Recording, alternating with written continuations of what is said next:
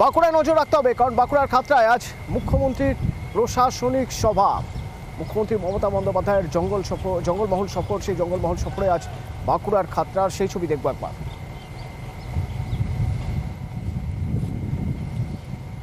সভাস্থলে পৌঁছানোর আগে ইতিমধ্যেই জনসংযোগে মমতা বন্দ্যোপাধ্যায়।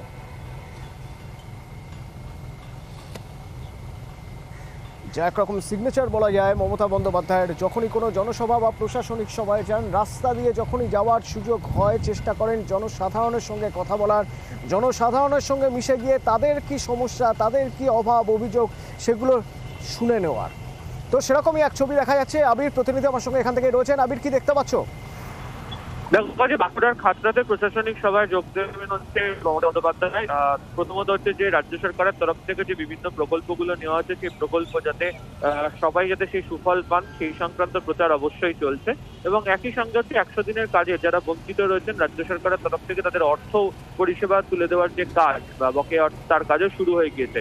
আজকে বাঁকুড়া জেলার ক্ষেত্রে যারা রয়েছেন আনুষ্ঠানিকভাবে সেই কাজ তাদের কাছে অর্থ পাঠানোর যে ব্যবস্থা তা এখান থেকে শুরু হতে চলেছে।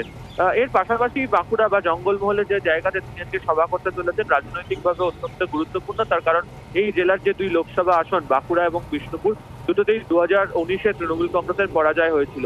এবং যদি বিধানসভা নির্বাচনে দেখা যায় 2021-এর 12টি আসনের মধ্যে 8টি পায়ে হচ্ছে বিজেপি, 4টি পায়ে হচ্ছে তৃণমূল। পরবর্তী সময় দেখতে পাওয়া যায় হচ্ছে যে 8টি থেকে 2টি বিধায়ক তারা হচ্ছে তৃণমূল কংগ্রেসে তারা যোগদান করেন। তবে লোকসভা নির্বাচনের প্রেক্ষিতে এক হচ্ছে কেন্দ্রীয় বঞ্চন, অন্যদিকে হচ্ছে লক্ষ্মীর ভান্ডারের মতো বিষয় তা একটা মস্ত আকার ধারণ করতে পারে অন্তত তৃণমূল কংগ্রেসের ক্ষেত্রে নির্বাচনী প্রচারের ক্ষেত্রে। তাহলে আজকের যে প্রশাসনিক সভার যে জায়গা, সেখান থেকে এক হচ্ছে জঙ্গলমহল এলাকার জন্য মানুষের কাছে পরিষেবা পৌঁছে দেওয়ার ক্ষেত্রে তার বক্তব্য, এবং অবশ্যই রাজনৈতিকভাবে দলের নেতাকর্মীদের উদ্দেশ্যে তিনি কি বার্তা রাখেন সেটাই অবশ্যই এখন নজর।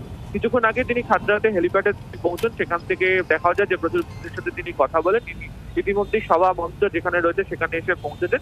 কিছুক্ষণের মধ্যে তার অনুষ্ঠান থেকে শুরু করে বাকি যে সূচি রয়েছে তা শুরু হয়ে যাবে। নজর থাকবে আমাদের। ধন্যবাদ আবির।